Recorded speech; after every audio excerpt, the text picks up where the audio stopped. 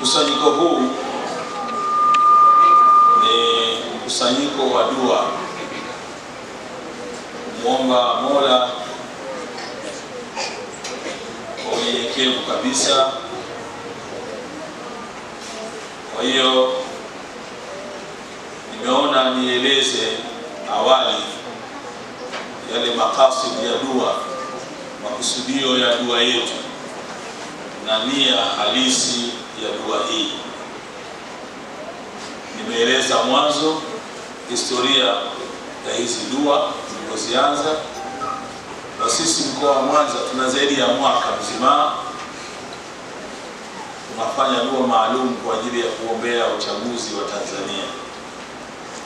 Tumefanya hivyo mpaka tumepewa majina mabaya, lakini wengine hatukuyaona mabaya. Tuliitwa wengine chawa, lakini alhamdulillah Mwenyezi Mungu atuamulia, Mwenyezi Mungu atujibia. Kila mtu kaona ule uchawa wetu ulikuwa una faida au ulikuwa una hasara. Ajisemea Rais wa Burundi, amani haina bei. Na anasema sasa Watanzania mtakuwa mmeelewa umuhimu wa amani. Maneno mafupi yule mzee Rais wa Burundi, lakini yalikuwa mazito sana. Kwa hiyo Mwenyezi Mungu atuamulia ule ubishi. Mwenyezi Mungu atuamulia ule ubishi.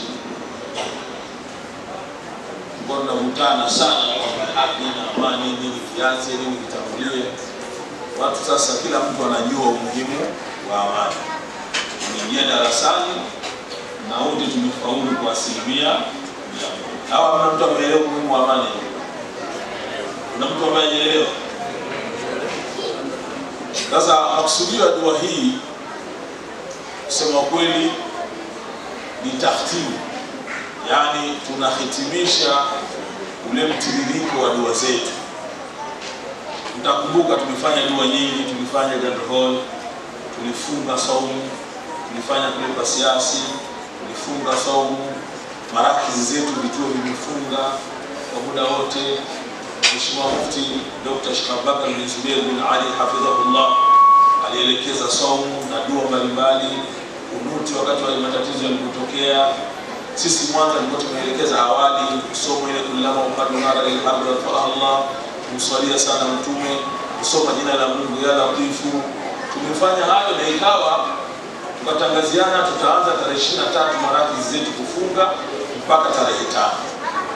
Tulipotokea mtikisiko tukaona tuongeze mpaka tarehe 7, yani jana Ijumaa ndio tukamalizia somo kwenye vituo vyetu. Na tukasema leo sasa tuitane wanamji wa Mwanza, watu wa mkoa wa Mwanza, ima kwa uwakilishi kwa namna tutakayojaliwa, tukiwa na watoto wetu, tukiwa na yatima miongoni mwetu, tukiwa na matalibul ilmu, tukiwa na mashauri zetu wa kata, maimamu, taasisi mbalimbali za Kiislamu, kumlilie Mwenyezi Mungu mambo haya yafuatayo. Kwanza, tuendelee kumwomba Mwenyezi Mungu msamaha wa madhambi yetu. Lakini pili, tumshukuru Mola wetu kwamba kajibu dua zetu. Kwa kawaida mitikisiko kama hii ikitokea mahala huwa hairudi nyuma, huwa ikianza ndio imeanza. Lakini tumeshuhudia ukomavu wa rais wetu Daktari Samia Suluhu Hassan pale aliposema nchi irudi kama kawaida ile siku ya tarehe 3 mwezi wa 3, siku ya Jumatatu, na kweli nchi imerudi kama kawaida. Tunasema alhamdulillah. Tuseme wote alhamdulillah. Kwa hiyo ili tuweze kuendelea kufaulu ni kuendelea kumlilia Mwenyezi Mungu hayo yaliyotokea yasirudi tena. Lakini kumwomba Mwenyezi Mungu aendelee kudumisha amani ya nchi. Na Mwenyezi Mungu atuepushe na wale wote wenye nia mbaya na nchi yetu. Mwenyezi Mungu aitakase nchi yetu kwa macho ya ndani, lakini aitakase hata kwa macho ya nje walio nje. Lakini pia Mwenyezi Mungu amuimarishe rais wetu Daktari Samia Suluhu Hassan, kama ambavyo tumeona ni mtu imara, ni mtu makini. Na kwa dua hii tutumie nafasi hii pia kumpongeza kwa ushindi mkubwa aliopata Mwenyezi Mungu aulinde ushindi ule na ambarikie yeye na mwenza wake Emmanuel Nchimbi. Tunampongeza kwa sababu ni ushindi unaitwa ndio msimu wa kimbunga. Mwenyezi Mungu kwa kweli ambarikie na aendelee kumfanya. Tunampongeza sana. Sasa dua yetu hii ni kumlilia Mola haya yalitokea asirejee, na Watanzania wasife moyo. Tumeshaambia nchi yetu iko salama, tuendelee kuchapa kazi, tuendelee kufanya mambo yetu. Na kuna watu walioguswa na mitihani, yote hiyo ni makadara ya Mola. Tumwambie Mungu wale waliopata mitihani, Mwenyezi Mungu awape faraja itokayo kwake. Lakini mitihani ile inatokana pia na baadhi ya matatizo miongoni mwetu. Hiyo ni sababu ya sisi kama Watanzania Waislamu na wasiokuwa Waislamu kuhakikisha tunaendelea kulea vizuri, kwa sababu wakati mwingine kuna baadhi ya mitihani inatokana na sisi wenyewe. Mwenyezi Mungu anasema ndani ya Qur'ani, inna Allaha la yughayyiru ma biqawmin hatta yughayyiru ma bi anfusihim. Mwenyezi Mungu habadilishi hali za watu, mambo ya watu walionayo mpaka wajibadili wao wenyewe. Baadhi ya hao wanaoitwa wahalifu, ukiwatazama hata ukitazama zile klipu, ni watoto wadogo vya 16, 22, 25. Hawa wote ukitazama wana wazazi, wana walezi. Kwa hiyo inawezekana pia kuna tatizo kwenye ulezi na kwenye malezi. Mtakumbuka Mheshimiwa Mufti na Sheikh Mkuu wa Tanzania Daktari Sheikh Abubakar bin Zubair bin Ali hafidhahullah ameweza kutunga mpaka kitabu Mmomonyoko wa Maadili, nani alaumiwe? Kile kitabu ndio jina lake, Mmomonyoko wa Maadili, nani alaumiwe? Tafsiri yake hakuna wa kulaumiwa, hakuna mmoja wa kunyoshewa kidole. Sote serikali ina wajibu, wananchi tuna wajibu. Ile habari kwamba serikali iponye madonda ya watu waliopata matatizo, serikali peke yake itaponyaje? Sote tujikague, hata sisi viongozi wa dini tujiangalie. Je, kati yetu sisi tumepata kushabikia uhuni huu? Sisi wananchi tumepata kushabikia uhuni huu? Sisi wana michezo tumepata kushabikia uhuni huu? Sisi wafanya biashara tumepata kushabikia uhuni huu? Kwa hakuna habari ya serikali kwa inyoshe kidole eti tibu madonda, itoe majeraha, asifanye. Sio serikali peke yake, ni sote. Mufti atunga kitabu anasema uvunjifu, mmomonyoko wa maadili, nani alaumiwe? Ukiangalia vizuri ni kitu kilichopotea kati yetu, ni akhlaq, ni tabia tu, maadili mema. Tumekuwa na vijana leo hawakataziki, hawaamiliki, wanajua kila kitu, wakiamua kufanya watafanya, kitu ambacho hakiwezekani. Hatuwezi kuishi katika jamii ya kambale, kila mtu kuwa mkubwa, kila mtu kiongozi. Kwa tumuombe Mwenyezi Mungu Subhanahu wa Ta'ala atupe uwezo wa kulea vizuri, atupe uwezo wa kufunza vizuri. Sisi viongozi wa dini, Mungu atupe kabuli ya kusikika na kusikilizwa na waumini wetu. Dini zote tuziombee Mwenyezi Mungu atupe kabuli ya kusikika na waumini wetu. Kwa dua hii kimsingi tumeitana kwa jambo hilo, lakini wale walipata mitihani ya biashara zao kuharibika, Mungu awape faraja. Walipata mitihani ya hivi na vile, Mwenyezi Mungu faraja itoke kwake Mwenyezi Mungu. Lakini sisi kama wana Mwanza Waislamu tumejikusanya hapa kwa lengo la kufanya dua maalum. Lakini dua hii isiishie kwenye matatizo haya, isiishie kuiombea tu nchi, isiishie kumwombea tu rais na sisi wenyewe. Tuliopo hapa kuna watu wana shida, kuna watu wana haja, basi tia nia kwa shida zako na haja zako kwenye dua hii. Lakini wako wapenzi wetu waliotutuma dua, wako mbali hawapo hapa, lakini wametutuma tuombeeni Mungu, basi na hao tuwaombee. Ima wako Tanzania au wako nje ya Tanzania. Kwa ujumla tuiombee nchi yetu yote, Mwenyezi Mungu atie saka na utulivu. Lakini tuiombee vyombo vyetu vya ulinzi na usalama, Mwenyezi Mungu aendelee kubarikia na kutupea thabati, lakini pia kutafuta mzizi wa hicho kilichotokea, ulitokea wapi, na inshallah wale wote wanaohusika basi sheria ichukue mkondo wake. Tuombee leo, lakini tuombee wa Tanzania wote bila kujali dini zetu. Sisi wote tuendelee kushikamana, Mungu ajalie tuwe kitu kimoja, tuwe na mahusiano mema, tuwe na uvumilivu wa dini zetu, wa makabila yetu, wa dini wa rangi zetu na kadhalika. Kwa hiyo dua hii itaenda kuanzia muda huu mpaka saa 7. Baada ya saa 7 itakuwa ni swala ya dhuhuri, na tunawashukuru wapenzi wetu waliotusaidia karamu. Baada ya swala imetolewa swala ya chakula, na yule aliyotoa swala anasema thawabu hizo ziendelee kujalia nchi yetu iendelee kuwa tulivu. Tumemshukuru sana na tunawashukuru kila aliyochangia, hata shilingi 10,000, hata shilingi 5,000, 100. Mwenyezi Mungu naye amtengenezee mambo yake, Mwenyezi Mungu ayafungue mambo yake, Mwenyezi Mungu amuondolee hasadi, Mwenyezi Mungu amfanyie ukunjufu wa mambo yao. Lakini liko jambo tuliombe hapa, tuwaombea hao viongozi wote kwa ujumla. Kuna sumu na fitna mbaya inaingizwa kwamba unaona hata baadhi ya mambo yaliyotokea, mtu anasema hii nyumba ya Zua, hii si nyumba ya nani? Yaani mtu akiwa familia ya kiongozi leo anajiona kama vile hatakiwi kwenye jamii. Hii ni hasadi. Na tukemee mambo haya, tuyalaani. Mtu anataka mtoto wa rais atembelee miskini. Mtoto wa rais apande nini? Sisi kule kwetu kuna Gorogojo inatengenezwa. Gorogojo. Yaani haiwezekani. Tuache hasadi. Yaani mtoto wa rais atembelee Gorogojo. Mtoto wa shamba mkoa awe anavaa viraka, ndio ndio babake mcha Mungu. Babake haidi kabisa bana.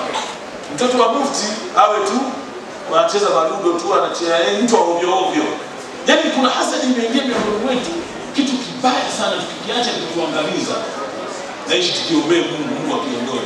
Mungu awalinde viongozi wetu, rais na familia yake, watoto wake, kizazi chake, ndugu zake na wale wote wanaomsaidia. Na Mungu ajalie wale wenye mapenzi mema na hii nchi, Mwenyezi Mungu azilishie mapenzi. Na wale wenye nia mbaya, Mwenyezi Mungu awabadilishe. Lakini wale Mungu atakiona hao wabadiliki, Mungu atafutie mahala pa kwenda awapatilize hao. Kwa hiyo tuombe Mungu kwa unyenyekevu, tumlilie Mwenyezi Mungu. Na wakati wa dua tuwe watulivu. Na mwongozo wa dua naomba kuutangaza sasa.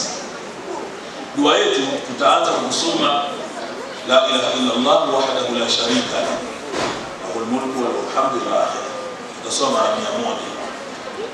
Tutasoma subhanallah walhamdulillah wa la ilaha illa Allah Allahu akbar wa la hawla wa la quwwata illa billah. Tutasoma 100. Tutasoma rabbana dhalamna anfusana ila akhiri. Kwa mkusanyiko wetu huu pia ni mkusanyiko wa kushukuru pia Mwenyezi Mungu kwa hicho kilichotusaidia. Tunaomba tupe zaidi na maradufu. Mwisho katika maelezo yangu, tujiepushe na kujibu ng'ombe. Yaani tujiepushe mambo ya kwenda kwenye makahawa, kujibu, kuelezea. Sasa hivi vyombo vinafanya kazi yake. Tuwe makini. Chague maneno ya kusema. Tuwe makini, ukisema wewe una uhakika nalo unaolisema. Narudia tena, unaenda kwa kwenye kahawa, kwenye duna, kwenye nini, unazungumza, chagua ya kusema. An-nutqu zayyin wa sukutu salam. Ma innadimtu ala al-kalami marra, innadimtu ala al-kalami mirara. Kwa hiyo tujichunge pia. Sasa katika dua hii tunatakiwa ukimya. Udhu ukitenguka, unatoka unatawadha unarudi hapa. Masaa 2-3 tuko hapa kwenye dua tu. Lakini pia hapa anasema wallati takhafuna nushuzahunna. Hii kuonyesha kwamba Qur'ani inatutaka sisi tuchukue tahadhari kabla ya mambo hayajaharibika. Na ndivyo tulivyofanya sisi mashehe.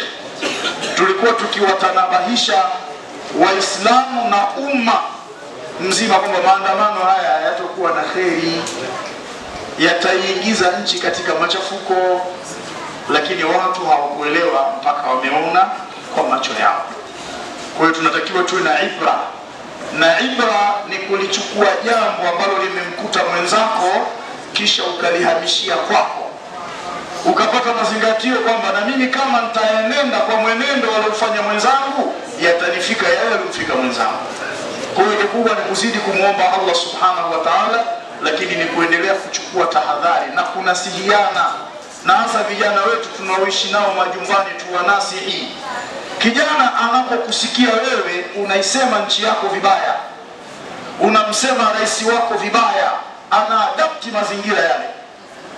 Lakini kama unamsema rais wako vizuri, unaisema nchi yako vizuri, hatakuwa na muhemko wa kumtukana rais wake, hatakuwa na muhemko wa kuvuruga amani ya nchi yake.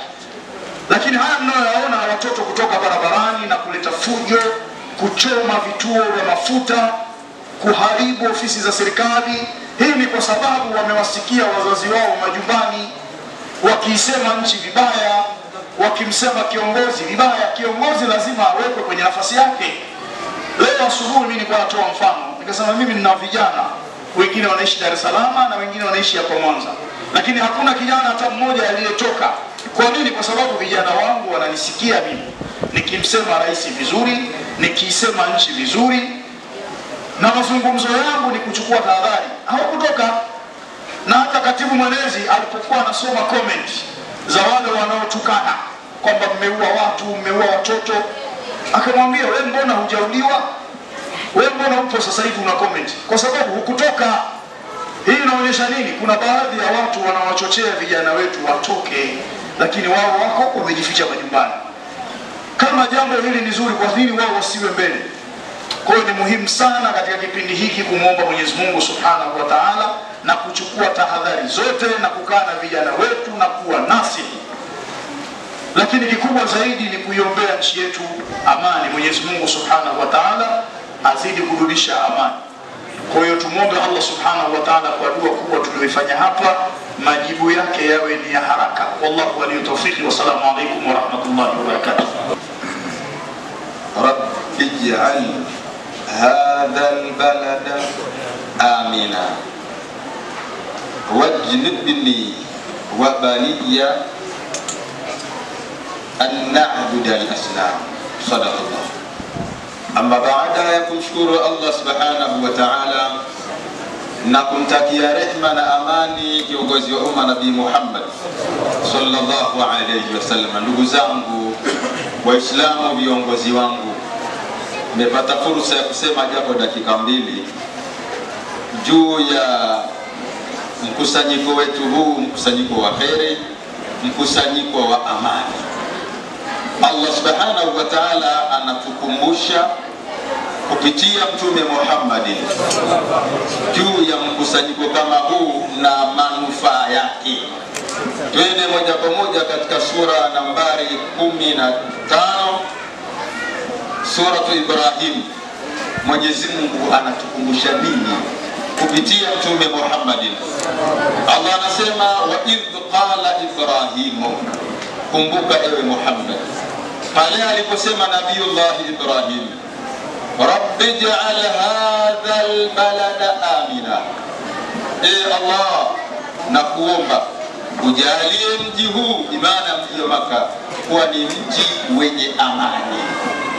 Baada ya kuomba amani, kisha Allah ama Nabiullah Ibrahim akamalizia kwa kusema wajnubni wa baniya an na'budu al-asnam, nilinde mimi na niepushe mimi na kizazi changu an na'budu al-asnam, kuabudu visivyofaa kuabudiwa, kuabudu masanamu.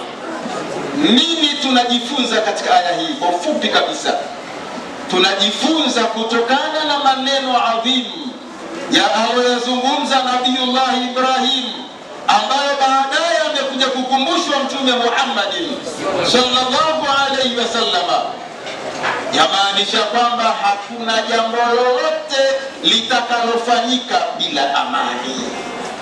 Ndipo akaanza kuomba amani. Baada ya amani sasa tuende kumwabudu Allah. Yani leo hii amani ingelikuwa hakuna, huu mkusanyiko hakuna, tumuombe Allah Subhanahu wa Ta'ala adumishe hali kama hii. Lakini kwa ushauri ni muombe shekhe wetu mkoa. Haya nafikisha niliwaambia jana na waumini wangu, bahati nzuri nimekutana na wewe katika hadhara kama hii. Waislamu wanasema hivi na wameniagiza nikwambie kama kiongozi wetu wa mkoa, hali inayoendelea ya kumkataa mama, kumkashifu mama, sisi tunayemuunga mama tunayo haki ya kuomba kibali tukaandamana kwenda kumuunga mama mkono. Na swala yangu kwa fupi tutazame sura Talaq. Mwenyezi Mungu anasema waka'ayyin min qaryatin atati an amri rabbiha wa rusulihi wa hasabnaha hisaban shadida wa 'adhabnaha 'adaban mukra. Mwenyezi Mungu anatupa mfano sisi umati Muhammadi kwa maana ya Watanzania, kwamba ni nchi ngapi au ni miji mingapi au ni jamii ngapi ambayo ilikaidi amri ya Mwenyezi Mungu na bwana Mtume Muhammad sallallahu alaihi wasallam au mtume wake. Allah anasema fahasabnaha hisaban shadida, tukawahesabia hisabu iliyokuwa kali, wa adhabnaha adhaban mukra, tukawadhibu adhabu iliyokuwa ilibaki na wastajabisha. Yani kwa siaki ya maneno haya Mwenyezi Mungu tunachukulia moja kwa moja mfano huu anatupa sisi wa Tanzania. Kwa kule kukaidi maelekezo na amri ya viongozi wetu wa juu, ima wa serikali ima wa kidini, basi Allah Taala ametukadiria yeye tukadiria. Kwa yale sasa ambayo anatukadiria kwetu tumebaki ni staajabisho kwamba hili limetoka wapi na limeanzaje, lakini kwa Allah Taala kwa kadiri yake Allah amesema inna Allaha jamalu yuhibbul jamala. Mwenyezi Mungu ni mzuri, hupenda vizuri. Kwa wale weledi wa wale wananchi ambao walikuwa ni wazuri, ndio Allah kwa dua zetu tulizoziomba anatufikishia jambo tulilokuwa nalo limetuka. Kwa mujibu huu endelee kuhusia kwa niaba ya wilaya ya Nyamagana kwamba tuendelee kulinda amani yetu ya Tanzania na tuendelee kuwa chini ya wenye mamlaka na kusikiliza maelekezo ya wale wenye mamlaka yao. Kwenye Qur'ani tumepewa mwongozo, moja ya miongozo ni kuwatii viongozi wetu wa dini, ni kuwatii viongozi walioko kwenye mamlaka. Sasa tumeliacha hili. Imekuwa kama vile tulikuwa tunamdanganya Mwenyezi Mungu. Baadhi ya watu lakini wengi tumemnyenyekea Mwenyezi Mungu, lakini hili ambalo kwenye nyoyo zetu tuliokwenda kinyume ndio haya yaliyotufika. Tumefanya uchaguzi vizuri, mimi nilikuwa nafuatilia mpaka Tanzania saa 10 karibuni na nusu ndio Mwanza inalipuka. Saa 10 na nusu ndio Mwanza inalipuka mambo haya, ingawa Dar es Salaam walianza. Kwa hiyo ni kuhusieni ndugu zangu, tumemwomba hapa Mwenyezi Mungu kwa dua nyingi sana, na Allah ni msamehevu. Tunataraji atatusamehe kwa kosa hili lisijirudie tena. Hawa vijana waliojikusanya pale Dar es Salaam wamejikusanya, hawakuwa na maandamano. Wapo walipojikusanya wakaanza kuchoma moto, wakaanza kuvuruga mali za serikali, mali za watu. Unafikiri Mungu anaweza akatuonyesha vipi? Kwa hiyo hili ni onyo ndugu zangu Waislamu. Tumuombe Mwenyezi Mungu na tukiri kwamba lisijirudie tena. Leo yameshawapata. Mheshimiwa Sheikh, jana nilikuwa nafuatilia kwenye vyombo vya habari. Jana umeanza kupelekwa mahakamani. Mkoa wa Mwanza hapa tu 172, ukiwaangalia wengi ni vijana, lakini tayari wameshaingia katika vyombo vya sheria, na inapozungumza makosa wanaotuhumiwa nao ni mazito sana.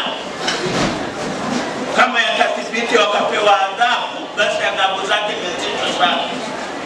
Wamevamia mali za watu, wameharibu miundombinu ya serikali ambayo ni yetu sisi wananchi wote, kwa kutumia wengine inaelezwa kwamba silaha. Sasa mtu anayevamia akatumia silaha, hukumu yake ni nini? Si kuanzia miaka 30 huko na kuendelea. Wengine huko Dar es Salaam wako 245 wamepelekwa mahakamani jana.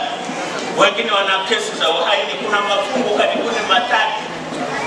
Kwa hiyo tumuombe Mwenyezi Mungu ndugu zangu kwa dua hii tuliyoiomba, basi Mwenyezi Mungu atusamehe makosa yetu.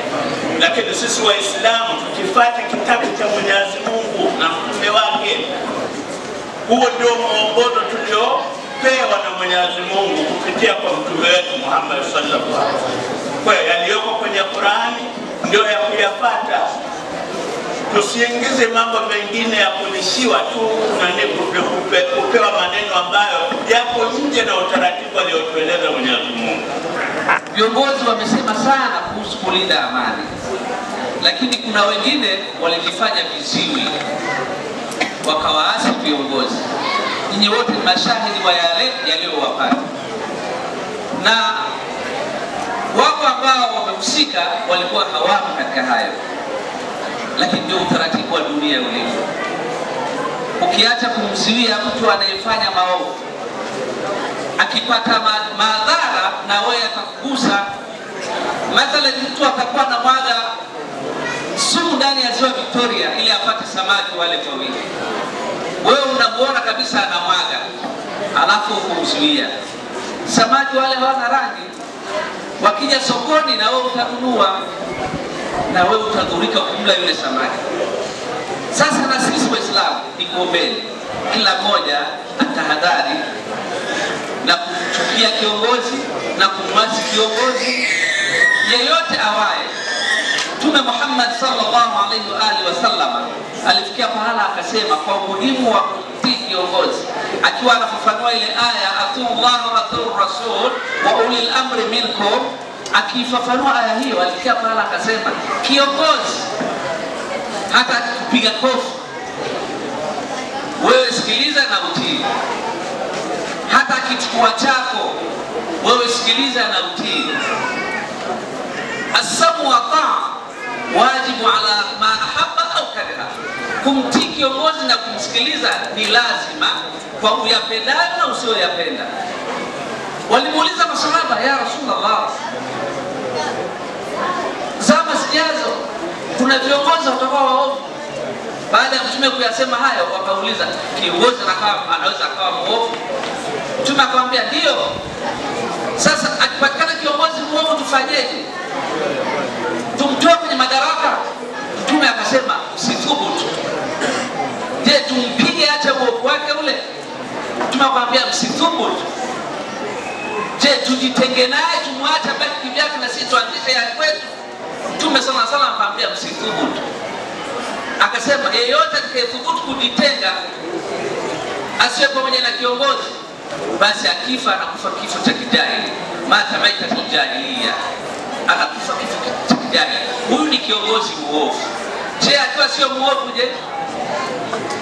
Kwa hiyo maneno haya yanatufundisha sisi kwamba utakapomwasi Mwenyezi Mungu utapata madhila. Ndiye Mwenyezi Mungu anasema man a'rada an dhikri fa inna lahu ma'ishatan dhanka. Yeyote atakayepuuza mwongozo wangu huu na utoa ataishi kwa maisha ya dhiki. Hebu testi, Mwenyezi Mungu ameamrisha amani na utulivu, alafu wewe anzisha vurugu, uone kama utasalimika, uone kama utaishi kwa amani na utulivu, utapata madhara.